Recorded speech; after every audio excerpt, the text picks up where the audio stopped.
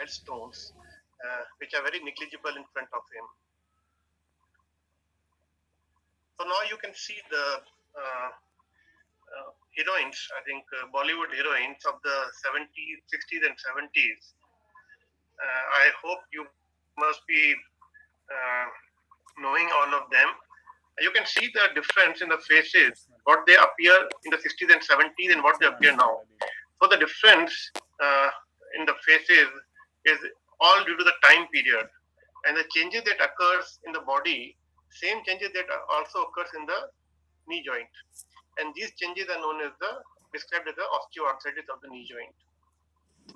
It's basically a disease of the cartilage. This cartilage, if there occurs the wear and tear of the cartilage, and there's the formation of the new bones, and this lead to the osteoarthritis of the knee joint. Some facts about arthritis. It's the oldest discovered health problem. Even osteoarthritis was seen in the dinosaurs and mummies also. And to a very surprise, that 40% of the patients at the age of 40 years, if you get an X-ray of the patient done of knee joint, 50% will be having the radiological features of osteoarthritis. And in the age group of more than 65 years of age group, more than 90% of patients are suffering from osteoarthritis. And women, they suffer twice as compared to the man. If I operate 100 knee replacement, out of this 100, I think 65 to 70% are women and 25 to 30% are the men. So you don't require any higher investigation like CT scan or MRI to diagnose the osteoarthritis. On your extreme left, you can see a knee joint with equal space between the medial and lateral joint. There is equal space. So it's a normal X-ray. In the center one, you can see the reduced space on the medial side. That is the moderate arthritis or starting of the arthritis. And on your extreme right, you can see that both bones are kissing each other. And this is the severe arthritis. So remember that these X-rays are standing X-ray or the weight-bearing X-ray. It should not be the supine position. X-ray should not be taken in the supine position. Many times I know that you people also refer the patient for X-rays. So always prescribe that if you are doubting the arthritis point in the patient of old age, always ask the patient to get a weight-bearing X-ray. Now, you should know that when should the patient be referred to an orthopedic surgeon or joint replacement surgeon? When there is a need for joint replacement. If the patient is having the continuous pain in the knee joint, and since long time, patient is not able to perform his or her activities of daily living. Patient is not able to sleep in the night. Her activities of daily living are affected. Patient has developed the severe deformities like bow legs or knock knees or the fixed flexion deformities. And many times the patient feel that they're having the bony crepitus while moving the knee joint. If all these symptoms are present in the patient since the significant period of time, then definitely you should advise the patient to refer him to the joint replacement surgeon for further procedure. And there are also various myths about this joint replacement. Many patients have got that myth that they cannot walk properly or they cannot climb the stairs of the joint replacement. But it's not like that. You can tell the patient that you can walk whatever kilometers you want to walk, maybe 2 kilometers, maybe 10 kilometers. It all depends on the willpower. You can ride a bicycle, you can ride a moped, you can drive a car, you can swim, you can play the golf, you can climb the stairs up and down, go up and down the hills. And in Europe, many patients, they also play the tennis after the joint replacement surgery. But more important is that what should not be done.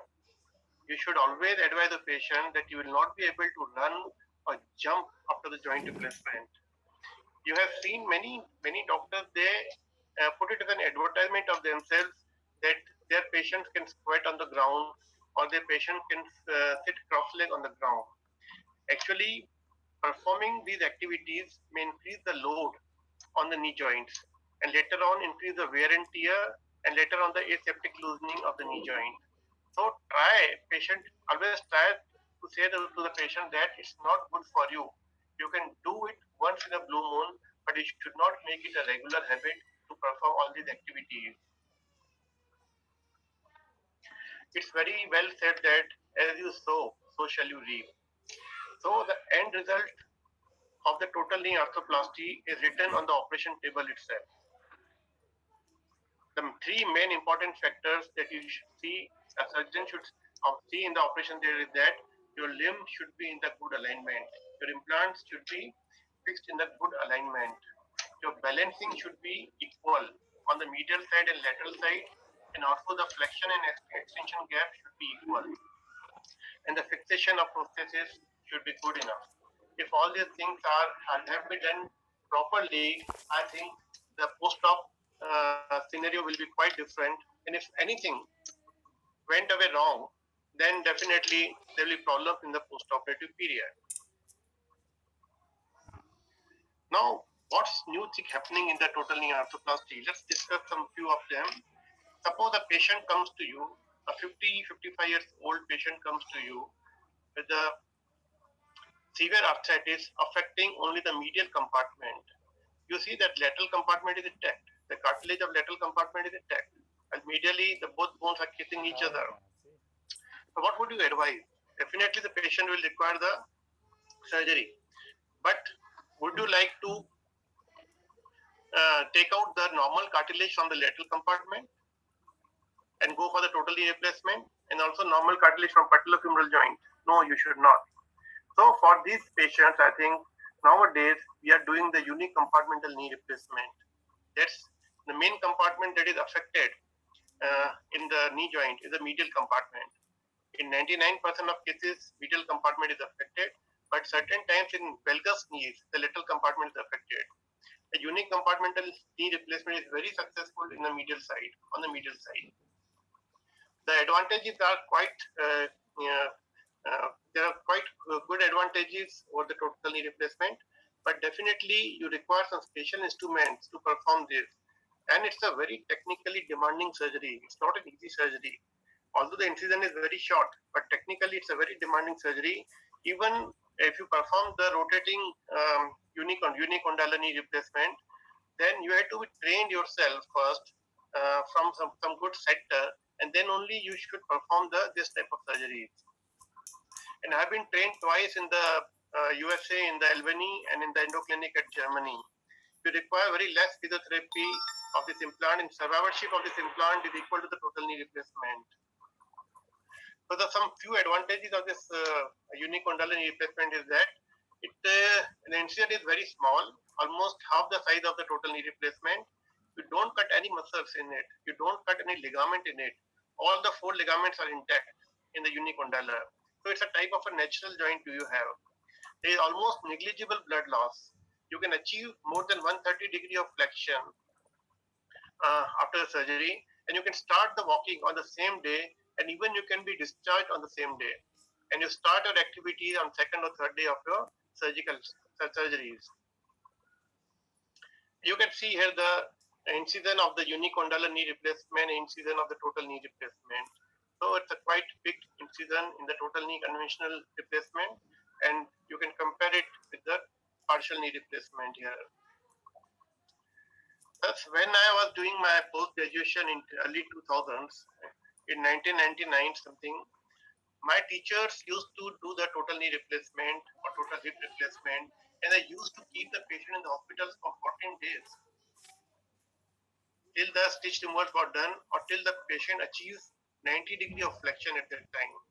But nowadays, the time has reduced. The admission days have been reduced. Nowadays, we are admitting it for 3 to 4 days.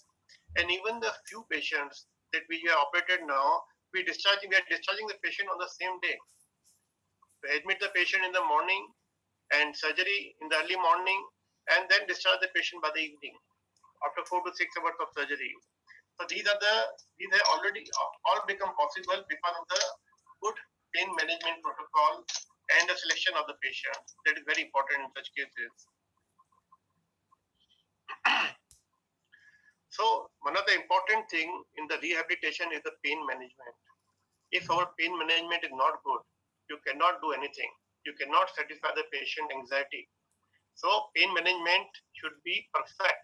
And being a physiotherapist, you should know that what are the protocols, international protocols for the pain management.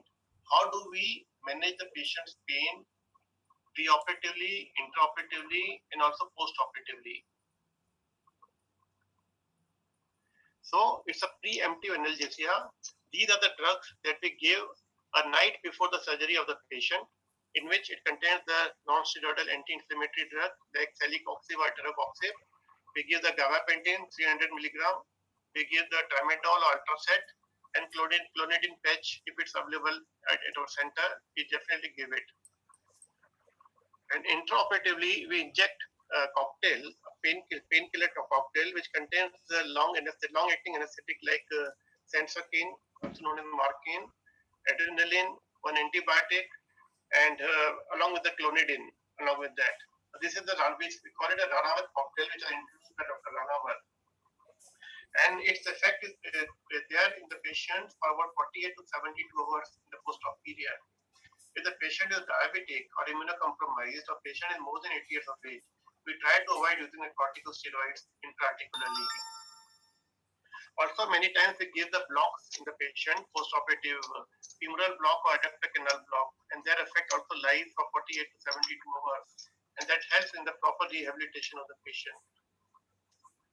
So, in the post-operative, the medicines that we give in the post-operative period are the, again, non-steroidal anti-inflammatory drug, paracetamol, then the tramadol or Ultracet. Many times in Western world, they give the codeine tablets to the patient, but we don't prefer codeine tablets here, but we definitely give the local application of morphine to the patient. The pain is severe. And in many cases, we're not immunocompromised. We definitely give the dexamethasone, and it's got a tremendous anti-inflammatory effect in such patients. And these medicines we taper off, and it is to be continued for minimum 6 weeks in the post-op period. Now, coming on to the physiotherapy part, we all know that physiotherapy has been the traditional component of the post-op care of the total knee arthroplasty.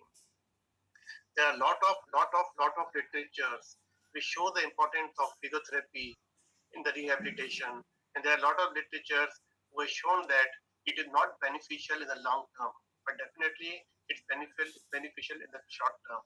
So we will study today what the literature says about this physiotherapy in the rehabilitation program. Basically, rehabilitation is of two types. Basically, one is the inpatient rehabilitation, when the patient is admitted in the hospital for 3 to 4 days. Physiotherapy at the time is the inpatient rehabilitation. And second is following the discharge of the patient. What we do in the inpatient rehabilitation, we give the gait re-education. We try the patient should regain the normal gait as soon as possible. We try to increase the range of movement of the patient and also strengthen the quadriceps and hamstring muscles, and try to achieve the functional independence of patient from the walker or the stick as early as possible.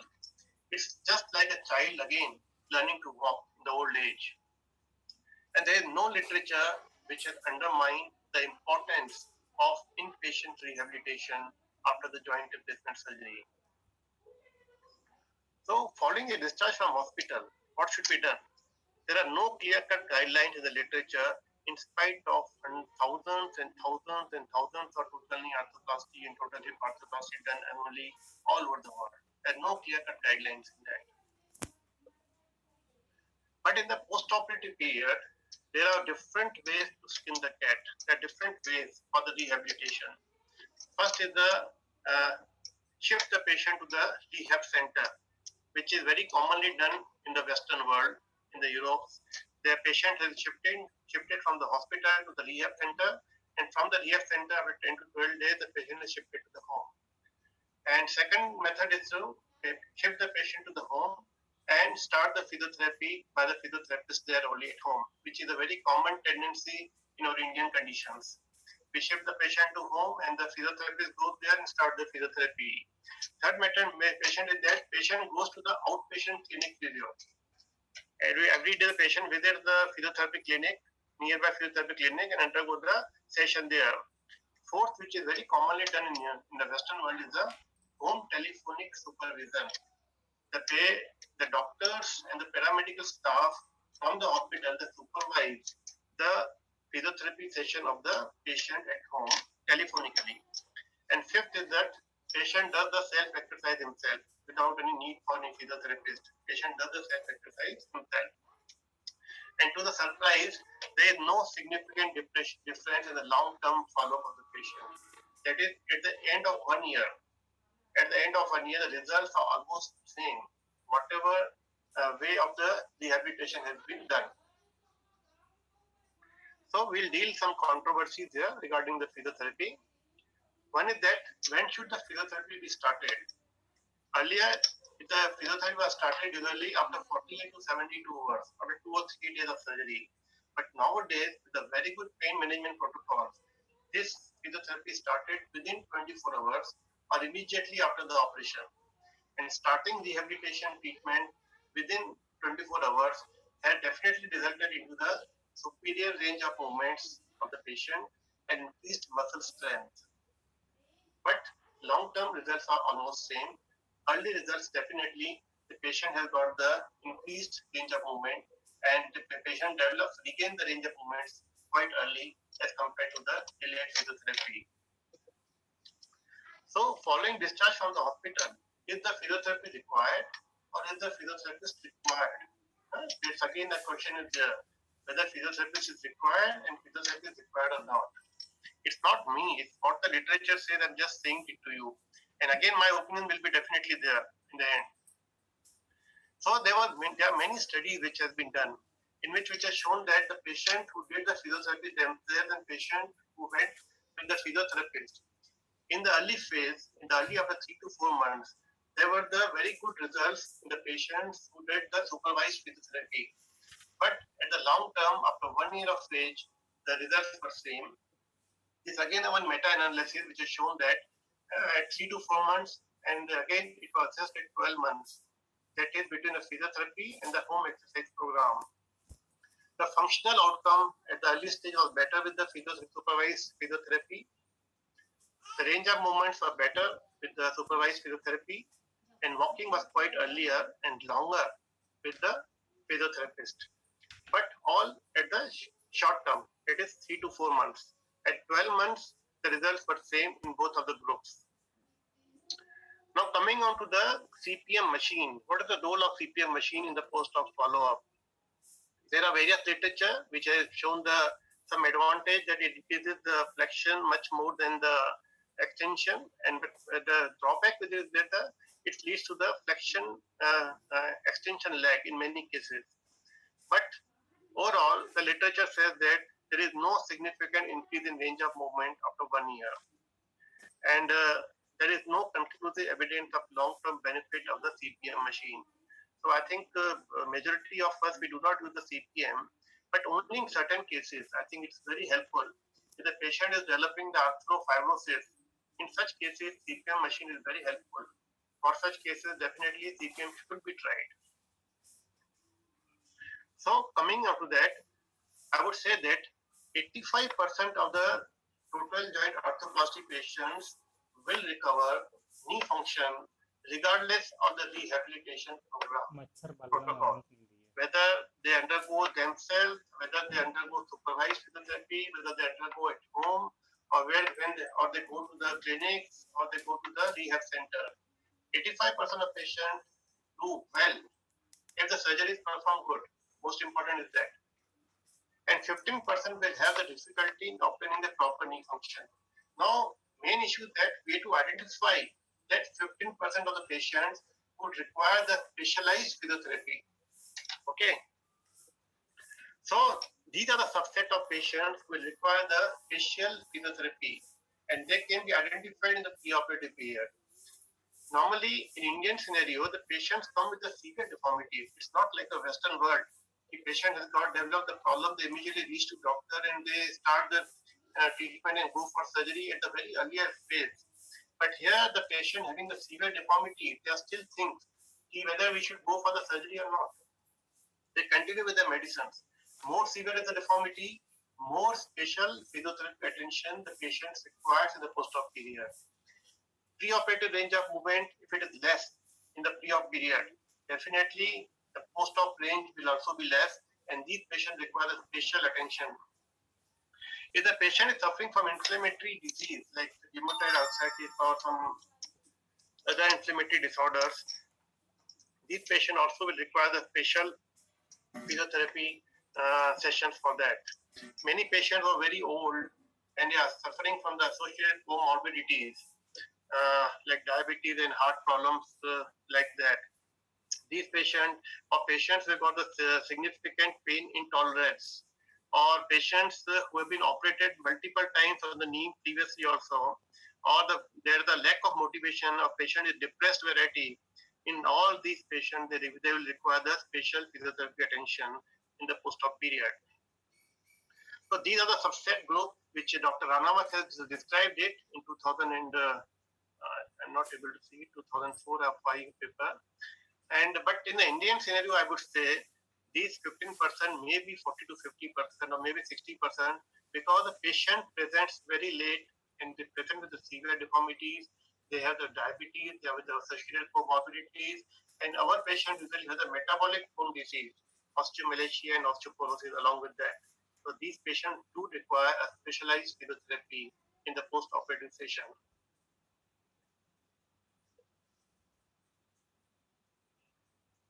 So now few videos to share the pre and post-operative.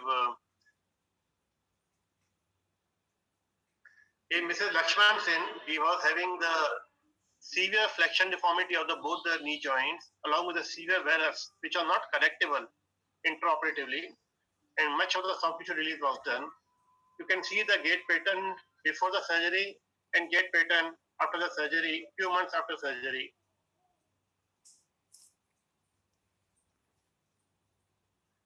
Mr. Imdad Ali.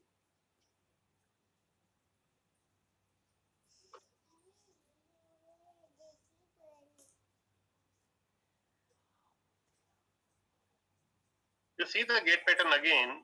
He's a businessman who came from Dubai and he was not able to perform his business, go to the business properly. And you can see how he's walking in the post-op period now. So results are very fantastic after this total knee arthroplasty if done properly. Again, Mr. Ramesh Singh having severe deformities preoperatively, ADL grossly affected, in post-op period, a very satisfied patient. The limbs are straight and patient is walking without any support. I think patient becomes 10 to 15 years younger after the joint replacement surgery. Patient, when she was admitted in the hospital, she was even not able to go to the bathroom. She required the support of one person to go to the bathroom. And now you can see a smile on the face of patient after surgery.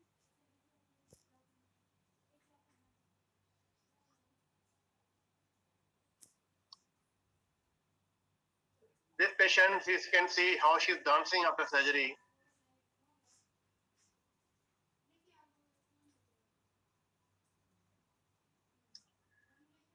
So to summarize it, I think you should tailor make your rehabilitation program as per the patient need. There are no fixed protocols for the rehabilitation. Every patient is different. Everyone will do differently, and you have to accept it. You cannot expect from all the patients that they will do good or they will do the physiotherapy or they will recover fast. So it varies from patient to patient. So first in the rehabilitation, work on the range of movement, then see for the strength of the muscles, and then regarding the functional movement of the patient, the pain will gradually sort itself out. We all know that total knee arthroplasty, whether it's a unilateral or bilateral, is a big event in the patient's life, and support is required, both physical and emotional. Again, I'm saying emotional also. And these both criteria should be given by the physiotherapist because you people remain in the long contact with the patient for 15-20 days or 1 hour daily approximately. So my recommendation is that short course of physiotherapy is 100% recommended for all the patients of total knee or total hip arthroplasty. So before ending, here are some my expectations that I expect from the physios who are going to do the rehabilitation of the patient. First expectation is that you should know the procedure, how the total knee replacement is being done. For that, you can request your surgeon that he can take you to the operation theater. You can visualize the surgery, one or two surgeries, or maybe you can go to the Google, you can go to the YouTube. A lot of videos are available there, and you can see all these videos, and you can have some knowledge about all these things. Second, you should know what are the indications of total knee arthroplasty, or what are the indications of unicondylar knee replacement, and when you should refer the patient to the surgeon for surgery. You should know all these things. And third, you should be able to read the post-operative X-ray. Whenever you start the physiotherapy, just see the X-ray. How you should read the post-operative X-ray, I will tell you a few points in that, and you should always see all these post-operative X-ray. And fourth and most important is that you should know some alarming signs when you should tell your patient, or you should directly contact the surgeon that such interesting things happening with the patient. If there is sudden increase in the pain, extreme pain, or patient is in severe agony, okay, that's not a normal thing. So immediately you should consult a surgeon. There might be some periprosthetic fracture that are presented, okay. So all these alarming signs, if the patient develops fever, or patient develops any limb length discrepancy after the total hip replacement, that shows that patient might have dislocated the hip joint. Or the wound status also, you should be able to see how much swelling is there on the knee joint, whether there is redness on it. All these things you should clearly watch it closely, and if required, you should contact your surgeon or ask the patient to contact the surgeons as early as possible. So this is the post-operative X-ray. Normal, you can see on the left side, there is equal space between these two medial and lateral side. Okay, this is a balance joint. And on the right side, you can see that the balancing is not there. Lateral side, there is a wide opening is there. Medial tightness is there. That means the knee joint is not balanced. Okay, it's just for your knowledge. We call it a lift off. Many times in extreme deformities, there is a lateral attenuation of the lateral collateral ligament. The space is very widened, and it's very difficult for us to balance on the medial side. So many times in extreme cases, or in cases when the surgical skill is not good, such presentations can be seen in the post-op X-ray. Then cement mantle is very important. You can see the cement mantle or the tibial tray, and on the lateral side you can see the cement mantle. You should always see the cement mantle in the femur side also, and on the tibial side, and also see the size of the tibial component. It should not overhang. It should not overhang anterior, posteriorly, or medial or laterally. Here the proper cementing should be done intraoperatively. There should be no overhang, and there should be no varus or valgus alignment of the components, especially of the tibial component. It should be perpendicular, just like this. It should be perpendicular to the long axis of the tibia. It's a mechanical axis of tibia. This should be perfectly perpendicular. 3 degrees of varus or valgus malalignment are acceptable basically without any side effects. On the lateral side also, you can see that the keel of the tibia, it should be parallel to the medullary canal, long axis of the tibia. If this keel is near to the posterior cortex, that means your cut is there is an anterior slope in the cut. Or if it goes more anteriorly, it's a posterior slope. Now you can see this keel is more towards the posterior cortex. Okay, so that's why cut is in the anterior slope. There is an anterior slope in the tibial component, which is not correct. Normally 3 to 6 degrees of posterior slope should be there in the tibial component. Also, you should see that your femoral component should not be tilted. This anterior flange of femur should be parallel to the anterior cortex of the femur. And also there should be no notching. You can see here, the anterior cortex is broken. If you see this picture, these patients are definitely going to fail in the post-operative period, and will develop a periprosthetic fracture in the future. And there should be no cement lying outside in the joint, just like this. There should be no cement lying inside the joint. Again, one most important is that on the lateral view, this posterior condylar offset, there is a line drawing the posterior aspect of the femoral implant and the line distance between the two lines. This should be maintained pre-operative and the post-operative. If the posterior condylar offset is reduced, then the patient will not develop the full flexion. The flexion will be restricted in such patients. And also the last is that the patellar height is very important on the lateral view. Okay, so the insult salvage ratio should be approximately 1, and if the patella is high riding or patella may be low riding, so you have to measure this. Ratio is normally 1. And also this, if you see such conditions in the post-operative period, there is a swelling, redness is there, local temperature is raised, fever is there, some fluid is coming out, immediately you should inform your surgeon and tell him that patient is might be having infection in the joint. So thank you all of you for the patience hearing. And from my side, I will advise you during COVID period, please keep physical distancing, wash your hands frequently, wear the mask, and stay home and be safe. Because you people are coming in direct contact with the patients, so try to be safe. Thanks a lot for patience hearing.